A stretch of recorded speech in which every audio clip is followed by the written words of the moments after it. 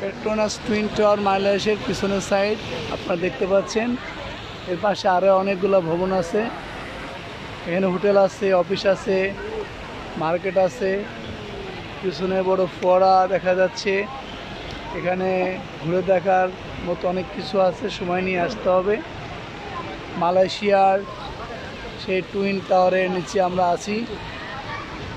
তো আপনাদের এই মালয়েশিয়ার টুইন টাওয়ার পিছনের সাইড দেখালাম। আপনাদের আসার জন্য নিমন্ত্রণ জানালাম। যদি কখনো সুযোগ এসে দেখে যাবেন। এ হচ্ছে টুইন টাওয়ারের পিছনের গেট। এই গেট দিয়ে আমরা সামনে থেকে পিছনে আসছি। এখানে সাজাইছে, তো এখানে লেক করেছে পিছনে। ও KLCC লেখা, সংক্ষেপে এখানে KLCC বলা হয়।